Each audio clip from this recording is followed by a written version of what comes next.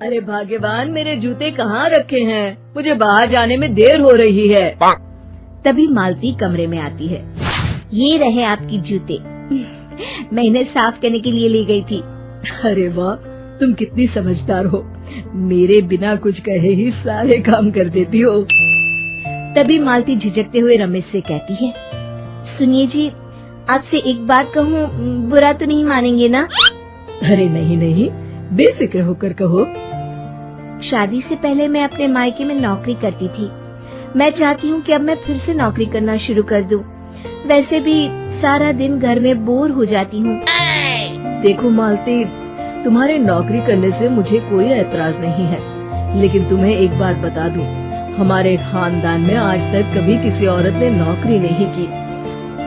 फिर भी एक बार तुम माँ से पूछ कर देखो, अगर वो तुम्हें नौकरी करने की इजाजत दे देती है तो अच्छी बात है। रमेश वहाँ से चला जाता है। फिर उसी शाम मालती अपनी सास के पैर दबा रही होती है। तभी उसकी सास मालती से कहती है, अरे क्या बात है बहू, आज तो ठीक तरह से मेरे पैर नहीं दबा रही, किसी ख्याल में खोई पड़ी है क्या? मैं भी तो जानूं आखिर बात क्या है। अब दरअसल वो माँ जी। अरे हाँ हाँ बोलो, इतना सोच क्यों रही हो? माँ जी, अगर आप बुरा न माने तो मैं नौकरी करना चाहती हूँ। घर के काम करने के बाद मेरे पास काफी वक्त बच जाता है। मालती की ये बात सुनकर उसकी सास गुस्से में कहती है, अरे बहू, तेरी तबीयत तो ठीक है ना? आज ये कैसी बहकी बहकी बातें कर रही है? भला हमारे खानदान में आज तक कभी किसी औरत ने नौकरी की है जो तू नौकरी करने की बात कर रही है? हैं? अरे बहू, तू क्या रिश्तेदारी में हमारी नाक कटाना चाहती है? जितना जल्दी हो सके अपने दिमाग से नौकरी का भूत उतार दे, और अब जा, जल्दी से रसोई में जा, खाना बनाने का वक्त हो रहा है। मालती मन मार कर खाना पकाने के लिए रसोई घर में चली जाती है। अगले दिन, नमस्ते माँ जी, कैसी हैं आप? अरे आओ आओ दिवाकर बेटा, बैठो, मैं तुम्हारे लिए चाय मंगाती हूँ। बहू, जरा एक कप चाय तो लेती आना। फिर दिवाकर एक फाइल खोलकर मालती की सास के सामने रख देता है। ये देखिए माँ जी, ये है पिछले महीने का हिसाब और ये रहे मुनाफे के रुपए। एक बार हिसाब देख लीजिए और इन कागजों पर अपने दस्तखत कर दीजिए। अरे दिवाकर बेटा, मैंने भला आज तक कभी तेरा हिसाब देखा है जो अब देखूंगी? ला बता, कहाँ दस्तखत करूँ? तभी मालती चाय लेकर वहाँ आ जाती है और अपनी सास को बिना कागजातों को पढ़े इस तरह लापरवाही से दस्तखत करते हुए देखकर हैरान रह जाती है। अच्छा माँ जी, अब मैं चलता हूँ, फैक्ट्री में बहुत काम है। फिर दिवाकर वहाँ से चला जाता है। कुछ दिनों बाद मालती बाजार में कुछ सामान खरीद रही होती है। तभी एक बूढ़ा आदमी उसे आवाज देता है, अरे मालती बेटी, कैसी हो? मुझे पहचाना? मैं तुम्हारी कंपनी में मुनीम का काम करता हूँ। हाँ चाचा जी, मैं आपको बिल्कुल पहचानती हूँ। कहिए, कैसे हैं आप? मैं तो ठीक हूँ।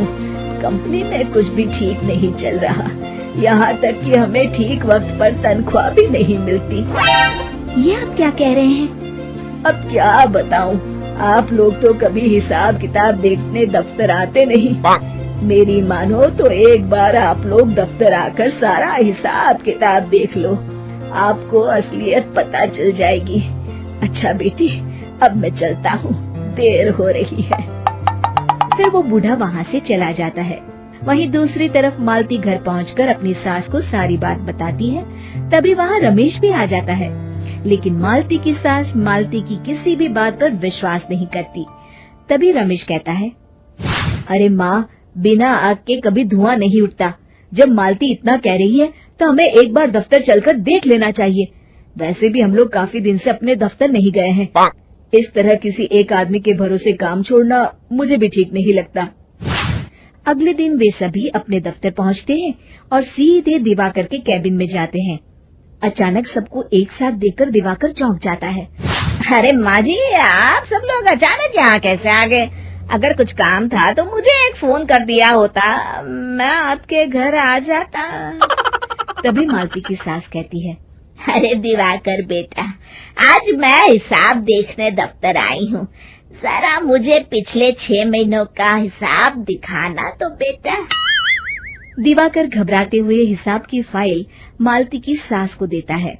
मालती की सास फाइल लेकर मालती को देती है और कहती है, ले बहू, देख ले हिसाब। मालती फाइल को बड़े गौर से देखती है और अगले ही पल उसे सारी गड़बड़ी समझ में आ जाती है। वो अपनी सास से कहती है, माँ जी, मुनीम चाचा बिल्कुल सही कह रहे थे।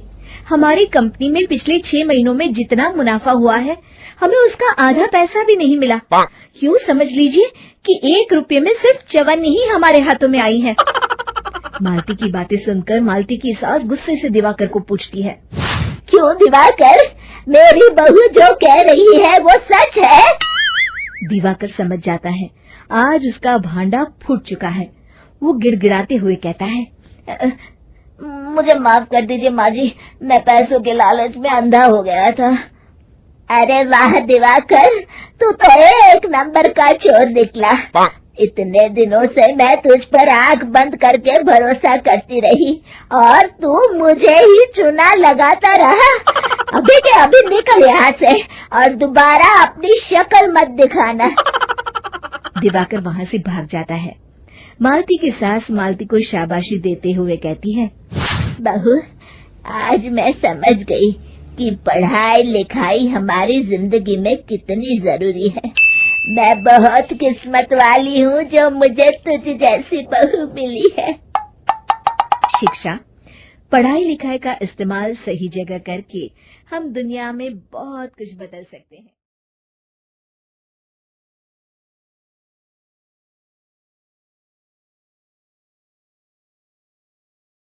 तीन बहनों की लालची भाभी। करिश्मा, रेशमा और मनीषा 3 बहनें हैं।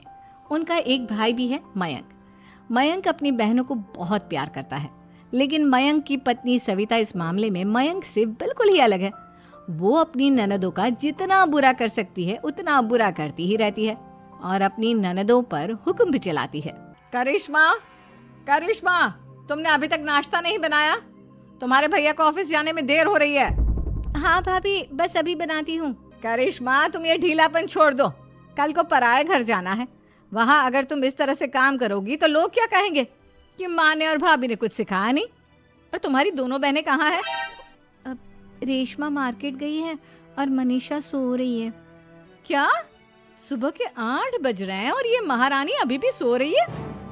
ये कहते हुए सविता अपनी सास दुर्गा देवी के पास जाती है। माँ जी, देख रही हो अपनी बेटियों के तौर तरीके? क्या हुआ बहू, सुबह सुबह क्या कर दिया मेरी बेटियों ने? अरे एक तो अभी अभी उठकर किचन में गई है, दूसरी सुबह सुबह बाहर चली गई और तीसरी अभी तक सो रही है। क्या करूं मैं इन तीनों का, मैं तो परेशान हो गई हूँ। जा जाकर उठा उसे और रेशमा से मैं बात करती हूँ।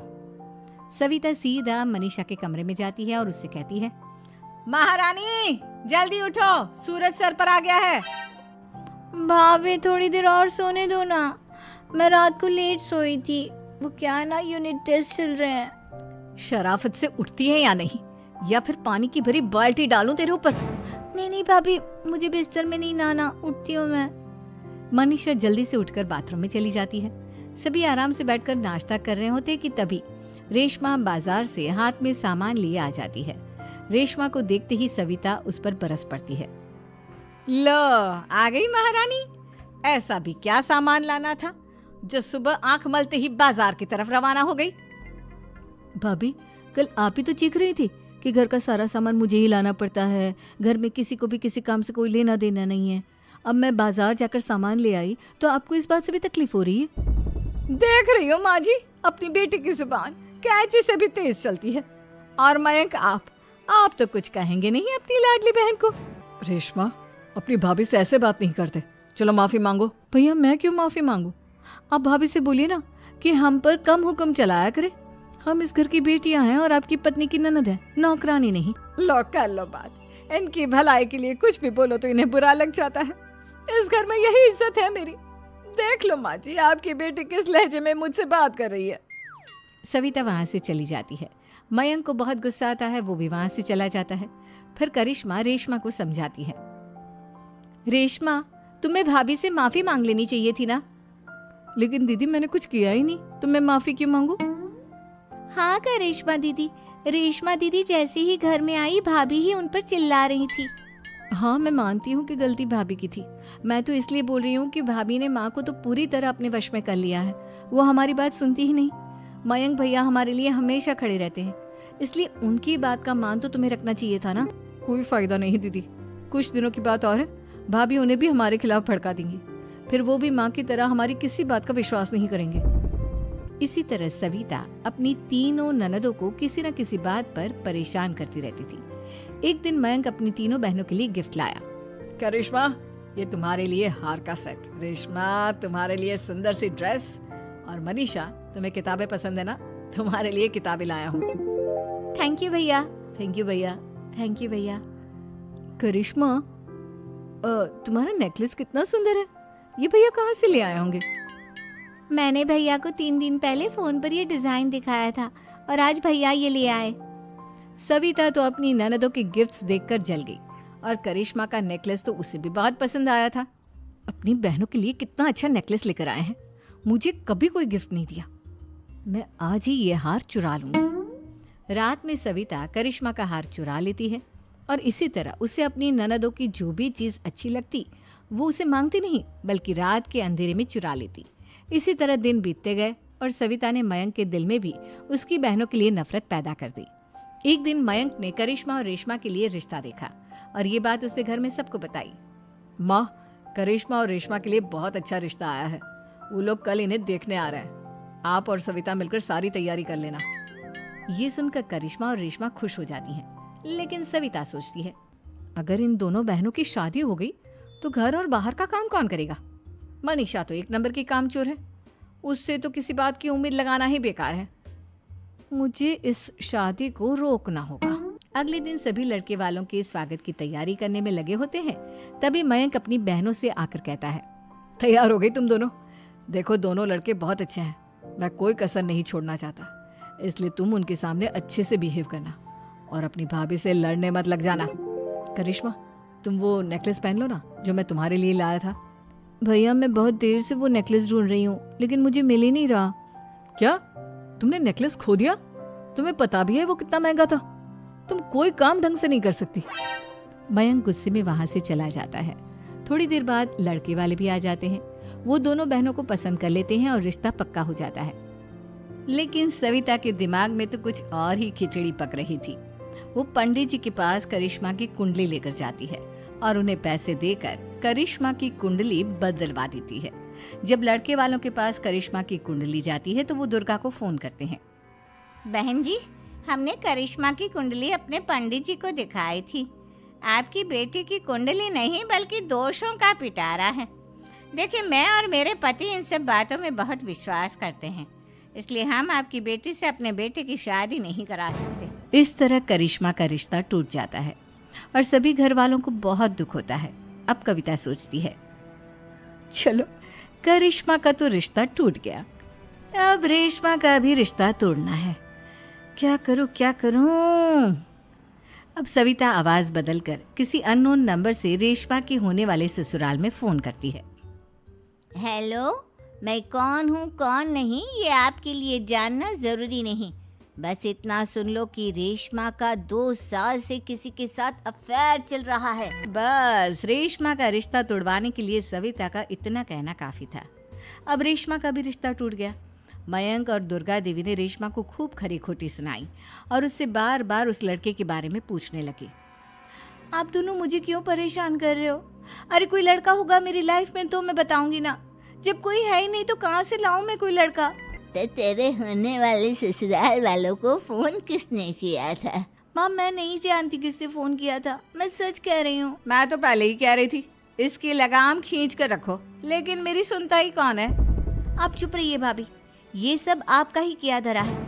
अब तीनों बहनों को विश्वास हो जाता है कि ये सब उनकी भाभी ही कर रही है। तीनों बहनें अपनी भाभी को सबक सिखाने के लिए एक वकील कर लेती है और घर में हिस्सा मांगना। देखो भैया, माँ बाप की जायदाद में जितना बेटों का हक होता है उतना ही बेटियों का, इसलिए इस घर के 4 हिस्से होंगे और हमें अपना हिस्सा चाहिए। मैंने तुम्हारे लिए क्या क्या नहीं किया और तुम इस घर में हिस्सा मांग रही हो? भैया, आप और माँ हम बहनों की कोई बात नहीं सुनते हो और भाभी हमारी शादी नहीं होने देगी क्योंकि उन्हें लगता है कि आप हमारी शादी में ज्यादा पैसा लगाओगे और उन्हें हम जैसी फ्री की नौकरानी कहाँ मिलेगी। तो हम भाभी के साथ तो रह नहीं सकते, हम बहनों को अपना हिस्सा चाहिए। अरे तुम्हें शर्म आनी चाहिए अपनी भाभी पर ऐसा इल्जाम लगाते हुए। वो तुम्हारे बारे में कितना सोचती है। हाँ माँ, भाभी हमारे बारे में बहुत सोचती है। दिन रात बस यही सोचती रहती है कि किस तरह से अपनी तीनों ननदों को परेशान करूं और कभी मुझे पढ़ने भी नहीं देती। दोनों बहनों का रिश्ता भी तो इन्होंने ही तोड़वाया है और रात में हमारे कमरे में आकर हमारी चीजें भी चुराती हैं। इसी तरह सविता की तीनों ननदें अपनी बात पर अड़ी रही। अब कोर्ट में तारीख भी शुरू हो गई। जब सविता को लगा कि उसकी तीनों ननद इतनी आसानी से नहीं मानने वाली, तो उसने अपने पति और सास को सारी सच्चाई बता दी और अपनी तीनों ननद से माफी मांगी। मयंक और दुर्गा को भी अपनी गलती का एहसास हो गया। अब सविता खुद करिश्मा और रेशमा के लिए अच्छा रिश्ता ढूंढती है और उनकी शादी करवाती है।